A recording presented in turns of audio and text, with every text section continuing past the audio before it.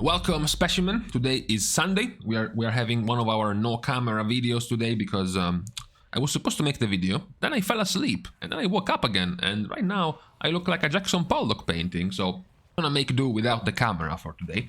We have a piece of news for today that is interesting enough, but still quite depressing nonetheless, because it's the news about the seasonal affix for Dragonflight Season 1 of Mythic Plus, which is our dear Thundering, that you will be able to see throughout this video in this Mythic Plus key, with the Thundering affix just changed. So the deal with this affix is that when it was initially revealed, this Thundering affix was going to tag every single player with an orb on their head that you had to clear. You had to pair with another one. All the orbs were the same, you had 15 seconds to clear it off, and if you weren't able to clear it off, you would get stunned for 8 seconds and take a lot of damage over that period, which pretty much would kill you. Now, mathematicians came to discover a problem very quickly.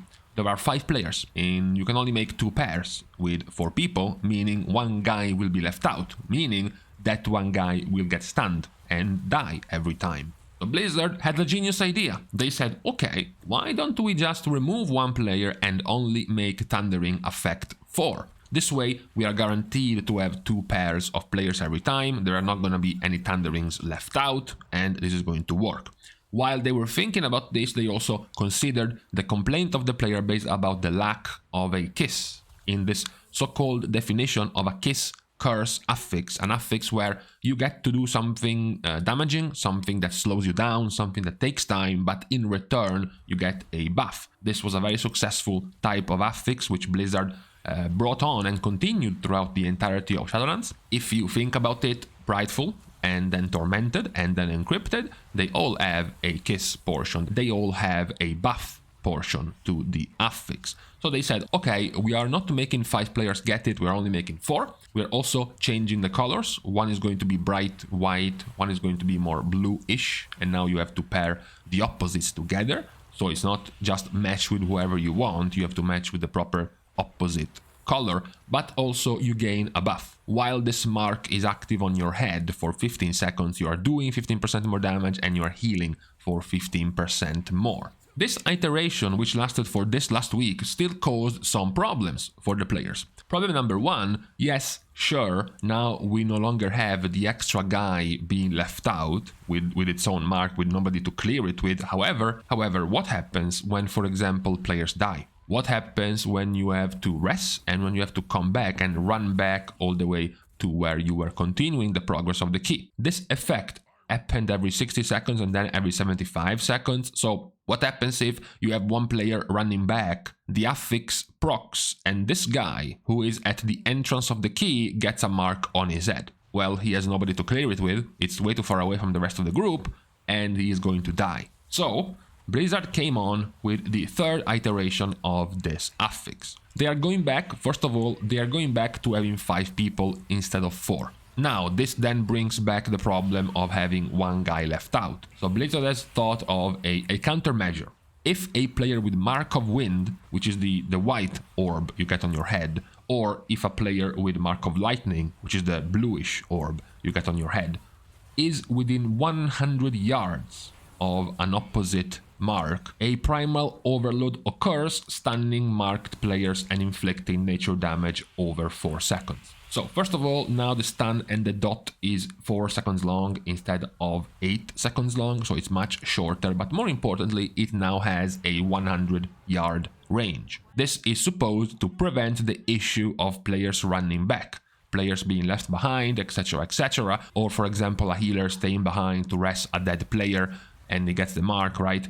This is not going to happen because you're not going to have anyone within 100 yards of you, so you're not going to actually get the stun. What is also important is that this wording makes it so that now this won't affect the 5th player as well. As we said, the problem with 5 marks is that if you have 2 players pairing together and cancelling the debuff, and then 2 other players pairing together and cancelling the debuff, you had one guy left with the orb on his head without anyone to clear it with, and he would get stunned and die.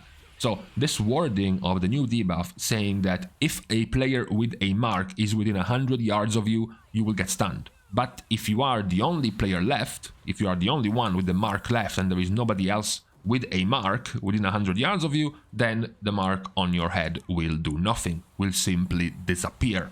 So with this change, they are fixing the issue of possible runbacks and death runs becoming an issue.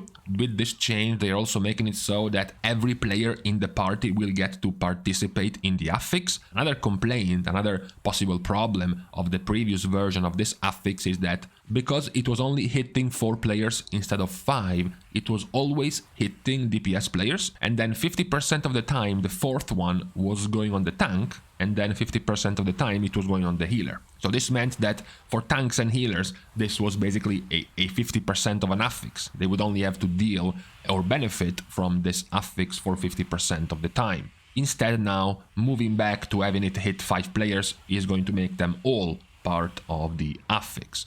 The stun was reduced from 8 to 4 seconds, the damage was reduced by about 20% damage less per tick, and now the damage can also be immune.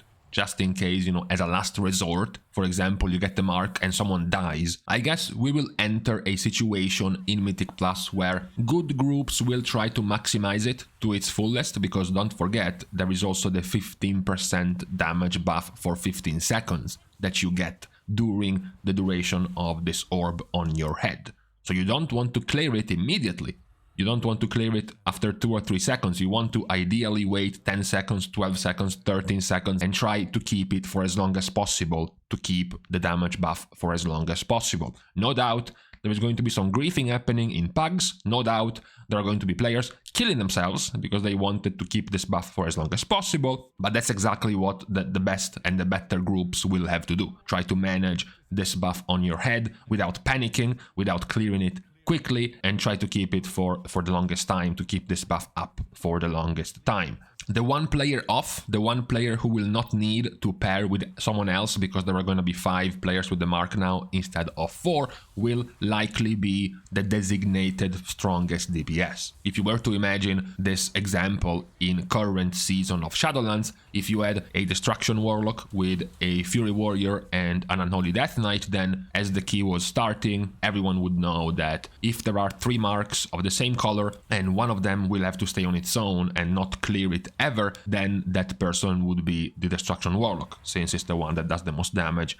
and you want to keep the damage buff on him for longer, right? That would be another thing that players will start doing in keys, just to maximize the damage done. So this is definitely a much better iteration of the initial affix and even of the second affix that was slightly changed last week. I still don't think it's that great of an affix, it's not that engaging, but then again, Blizzard told us they didn't want to make an affix too powerful, they did not want to make an affix too intrusive, especially in terms of power. They thought and they considered the previous expansions affixes to empower players way too much and make scaling way too out of control in Mythic Plus. So if we have to go by their own standards, then I guess this affix starts looking okay-ish with this last iteration we are seeing in the beta right now. Now, talking about changes in Mythic Plus, we are finishing the video with just a handful of changes. Remember yesterday when I was pointing out all of the changes to the balance tuning, pointing out that we have gotten quite a lot of nerfs yesterday about overperforming specs being toned down, and I wondered if Blizzard was going to touch the underperforming specs getting buffed. Well, as I was saying that yesterday, we got actually the buffs to the underperforming specs, because in a completely hilarious twist of fate, Survival Hunter and Destruction Warlock are the underperforming specs in the beta. That's right. That is exactly what losing board powers does to you, and Destruction and Survival are both buffed. Survival gets buffed by 50% in its 2 cooldowns. Fury of the Eagle and Flanking Strike are both buffed by 50% in damage. Ruthless Marauder, the talent buffing the guaranteed crit on Fury of the Eagle, depending on the max HP of the enemy. Previously it was 25, max HP 30, 35, max HP. Now it's 35, 50 and 65% max HP on the enemy, so much easier to proc your guaranteed crit on this cooldown. Flanking Strike does 50% more damage, Kill Shot does 35% more damage, and Kill Command does 50% more damage. These two exclusively for Survival only in the Hunter class. And then the other side of the buff list goes to destruction in pretty much all of your main abilities. Because Incinerate gets a 35% buff, Rain of Fire gets a 35% buff, and Immolate gets a 35% buff. Meanwhile, 30% damage buff to Chaos Bolt, 25% damage buff to Conflagrate, and 20% damage buff to Cataclysm. Pretty much everything you can click got buffed by 30-ish%. Yeah, it wasn't very soft-handed, this buff to destruction. It was quite the coat of paint to the entire spec by a 30% damage increase. We will see now how these two underperforming specs are doing. Obviously, given how dominant they have been the last couple of seasons of Shadowlands, I wouldn't want them to become too strong, you know? I wouldn't be too against the notion of these two specs taking a backseat for the first season of the new expansion and not having to be too dominant. That would be quite nice, but we will see now how they perform in the beta after these two quite significant set of buffs, particularly for destruction. Now, with these set of changes, we are done for the weekend. The Sunday news for updates of the beta of Dragonflight is done. We can now leave each other. As usual, we start leaving each other by thanking my Patreon supporters for being a good help and a good part in what allows me to continue to produce content for WoW as we continue to stroll deeper and deeper in the beta of Dragonflight. We are almost a month away from the release of the expansion. You can also support, however, in other ways, which don't include actually spending money. Imagine doing that. You can like and comment down below, as well as subscribe to this channel itself. Those are still perfectly free options to support me, which work just fine as well. And lastly, for further social interactions, you can follow me on Twitter, as well as subscribing to my Patreon itself, which will of course give you access to my Discord server. If you ever want to pop by, ask some questions, something you're interested in knowing, maybe some feedback about the future content you would like to see, etc., that is where I'm usually always found. Now it's time to leave for real.